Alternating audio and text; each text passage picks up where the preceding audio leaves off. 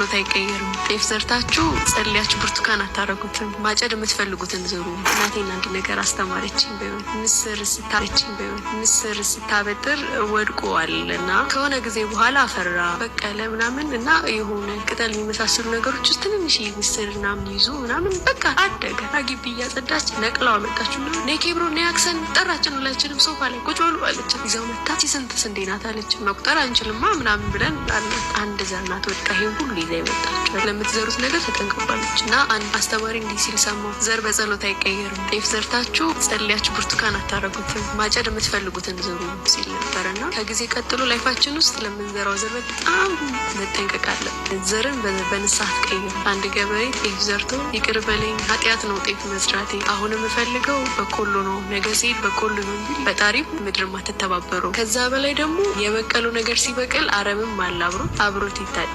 ከዛ ውስጥ የሚበላ ካልሆነ የዘራኸው ደሆል አረም ነው የሚሆን፣ ምንም አታገኝበት። ሰው ለምንዘራው ነገር በጣም መጠንቀቅ አለብን። እንደዚህ እንዳያችሁት እንግዲህ ጋይስ ሩታዬ መልእክቷን አስቀምጣለች። እንግዲህ ይሄ መልእክት የሚመለከታችሁ ሰዎች ራሳችሁን ታውቃላችሁ፣ ምንም ማብራሪያ አያስፈልገውም።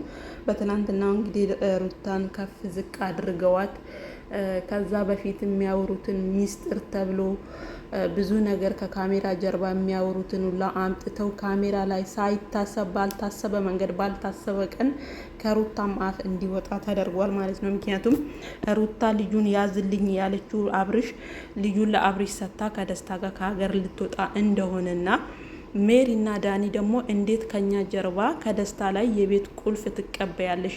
እኛ ከአንቺ ጋር ደፋ ቀና እያልን አንቺ እንዴት ከኛ ትተሽ ሄደሽ ከነ እዩና ከነ ፈረንጁ ጋር እንዴት የቤት ቁልፍ ትቀበያለሽ? በማለት እንግዲህ እየተፍጨረጨሩ መጥተዋል።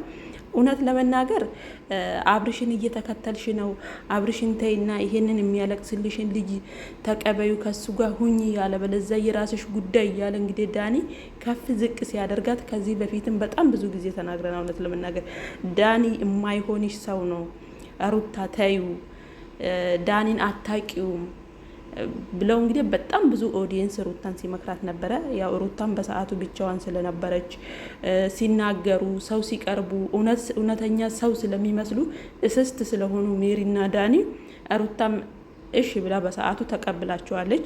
ከዛ በስተጀርባማ ትናንትና እንግዲህ እንዳያችሁት ነው የተፈጠረው ነገር ጋይስ። በጣም የሚያስጠላ በጣም የሚያሳፍር ነገር ነው እውነት ለመናገር። ምክንያቱም ሚስጥር አለ አይደለ፣ ጓደኛሞች ነን፣ ይሄ ነገር ካሜራ ላይ መውጣት አለበት፣ ይሄ ነገር ካሜራ ላይ መውጣት የለበትም ብለው እየተነጋገሩትን ሁላ አምጥተው እዛ ጋር እሷን ለማዋረድ እሷን ክብሯን ለመንካት እንዲሁም ደግሞ የሆነ ሰው ፊት ሩታ እንድትዋረድ ያደረጉት የሜሪና የዳኒ ጥረት የትላንት ነው። በጣም ነው የሚያስጠላ እውነት ለመናገር። ምክንያቱም ሰው በዚህ ልክ ጓደኛ ነኝ ብሎ አብሮ በልቶ አብሮ ጠጥተው ለዚች ለተራ ነገር ደግሞ መጥተው እንደዚህ መናገር የለባቸውም ነበረ። እነሱን ያናደዳቸው ደስታ የቤቱን ቁልፍ ሰጥቷታል። እንዴት ነው ከደስታ ላይ ያለኛ ፍላጎት እኛ በሌለንበት ቪዲዮ በሌላ ሰው ቤት እንዴት ትቀበያለሽ ነው። 4 ነጥብ ይሄ ነው። ከዛ እሱን ምክንያት አድርገው አብርሽን ትከታያለሽ። አብርሽን እናንተ አይደላችሁ እንደ ዋሌት ይመስል ሩታን ካልሄድን ቀለበቱ ቦታ ካልሄድን እያላችሁ አንጠልጥላችኋት ይዛችሁ ሄዳችሁ። እውነት ለመናገር አላቅም ብላለች እሷ። ስለዚህ የራሳችሁን ጥፋት አዙራችሁ እሷ ላይ የምትለጣጥፉት ነገር በጣም የምትገርሙት እውነት ለመናገርና ሩታ እንግዲህ በጣም ተናዳለች። ምክንያቱም ያላሰበችውን ነገር ነው የሆነው። እዛ ጋር ሜሪም በጣም ነው የወረደችባት።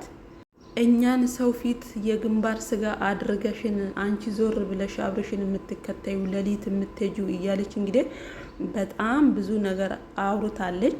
ከዛ በስተተጨማሪ ደግሞ ሩታ ለአብርሽ ልጁን ያዝልኝ እኔ ከሀገር ልወጣ ነው ያለችው ከደስታ ጋር ከሀገር ልትወጣ እንደሆነም እንግዲህ ሩታ ሳትፈልግ መናገር ሳትፈልግ በንዴትና በእልህ ውስጥ ስላለች ሳታስበው ነው ይሄ ቃል ያመለጣት ጋይስ።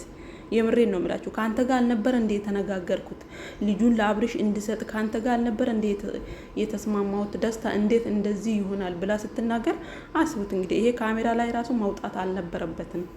ገባችሁ? ሚስጥር እንደ ሚስጥር ነበር የተነጋገሩት። ግን ያን ነገር ስታወራ ሩታ ይሄን ስትመካከር ሜሪና ዳኒ ስለሌሉበት የቤቱን መፍቻ ስትቀበል ሜሪና ዳኒ ስለሌሉበት እንዴት እንደዚህ ታረገናለች ብለው መጣው ካሜራ ይዘው እሷን ለማዋረድ አስቡት። እንግዲህ ጓደኛንን ዳኒ ጓደኛ እኔ ጓደኛዋ ነኝ ሜሪ ደግሞ እኔ እህቷ ነኝ እያሉ ቤት ውስጥ ሶፋ ላይ ጥባ ጥቤ ሲጫወቱ ከርመው ዛሬ ላይ አንዲት ስህተት ሩታ ላይ ሲያገኙ እንኳን ከካሜራ ጀርባ ዞር አድርገው መምከር አቃታቸው።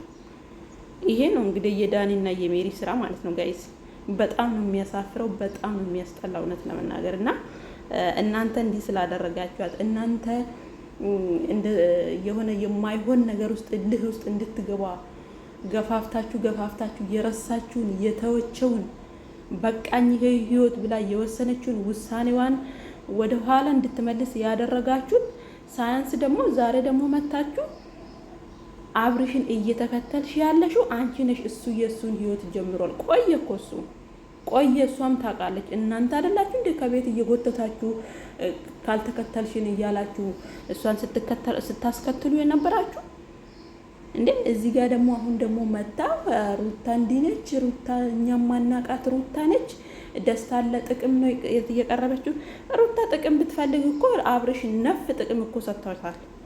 ነፍ ጥቅም ለጥቅም አይደለም። እሷ ጥቅም ፈልጋ አይደለም ከአብርሽ ጋር ስትገናኝም ለጥቅም አይደለም። ገባችሁ? ህይወት ይሆነኛል፣ ትዳር ይሆነኛል፣ ነገ የሆነ ደረጃ ላይ እንደርሳለን ብላ ነው እንጂ ጥቅም ብትፈልግ ኖሮ መኪና ሲሰጣት፣ ወርቅ ሲገዛ፣ ቤት ሲሰጣት ይሄን አድርጎልኛል ይቅርታ ላድርግለት ብላ እኮ ወደ ህይወቷ መመለስ ትችል ነበር። የልጇን አባት ማለት ነው። ግን ጥቅም ፈልጋ አይደለም። ጥቅም ፈልጎ የመጣ እንደውም ሜሪና ዳኒ ናችሁ። እሷን ወዲህ እየያዛችሁ እየሄዳችሁ በሳ ህይወት ጣልቃ እየገባችሁ ቪዲዮ ለመሸቀል የመጣችሁት እናንተ ሁለታችሁ ናችሁ። እውነት ለመናገር ምንም ሳንግ ይሄ ግልጽ ነው ጋይስ።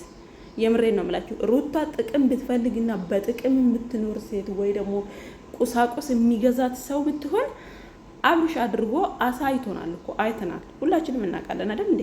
በዛን ሰዓት አብርሽን ወደ ህይወቷ መመለስ ትችል ነበረ። ግን ሩታ እውነት ለመናገር ቁስ የሚገዛት ሴት አይደለችም። ስለዚህ አሁን ደስታን እዛ ጋር ከፍ ዝቅ ሲያደርጉት ምን አሉት? ለቁስ ነው ለጥቅም ብላ ነው ወይስ ፍቅርህን አምና ተቀብላክ ነው? አስቡት ምን አይነት አስተሳሰብ እንዳላቸው ለሩታ ራሱ አይደለም ለአብርሽ ማለት ነው።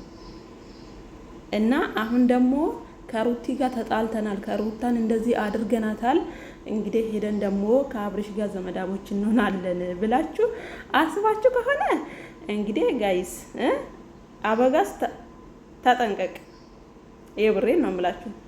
ይጠንቀቅ ይሄ ልጅ ማለት ነው። ምክንያቱም ዳኒና ሜሪ የገቡበት ህይወት መቼም ቢሆን መቼም አይሳካም ጋይስ። የብሬን ነው የምላችሁና ሩታ ደግሞ ከዚህ የተሻለ ይሄ ቀን አልፎ ነገ እየሳቀች ይሄን ታሪክ እንደ ታሪክ እየተረከች የምትመጣበት ቀን ቅርብ ነው ጋይስ። የምሬ ነው የምላችሁ ቅርብ ነው። ምክንያቱም ሁሉን ታልፈዋለች። ከዚህ በፊት ካሳለፈችው ፈተና ይሄ ቀላል ነው እንደው እና በዳኒና በሜሪ ቤት አሁን ሩታን እንዲከፍ ዘቅ አድርገው ነገ ደግሞ ከአብርሽ ግና ከሄርሜላ ከናንተ ጎን ነን ወይ ሰርግ ደግሱ እያሉ ይመጣሉ ማለት ነው። ጠብቁ። ሰርግ ደግሱ ብሎ አሁን ዳኒ ሜሪና አብርሽንና ሄርሜላን ይዞ እንደሚመጣ 100% እርግጠኛ ነኝ። ግን ምን ያህል እስስት እንደሆኑ ምን ያህል ለጥቅም ብቻ እንደሚጓዙ ከትላንትናው ቪዲዮ መረዳት አያቅታችሁም ጋይስ። እና ልጅቷን በዚህ ልክ ባታሳቅቋት፣ ትኑርበት፣ ልጇን ታሳድግበት፣ ተዋት። በቃ ደስታም ቢሆን የዋህ ነው፣ እሷም ንጹህ ልብ ነው ያላት። አብረው ይሁኑ እንዴ። አግዙኛ ላለቻችሁ እናንተ ምን ቤት ናችሁ? እዛ ጋር በዛ ልክ እሷን ትናንትና ከዚህ እኔ ነኝ በር ከፋች እኔ ነኝ የሩታ ቤት ዘበኛ እኔ ነኝ ስትላል ነበር እንዴ ዳኒ? አንተ አሽቃባጭ እስስት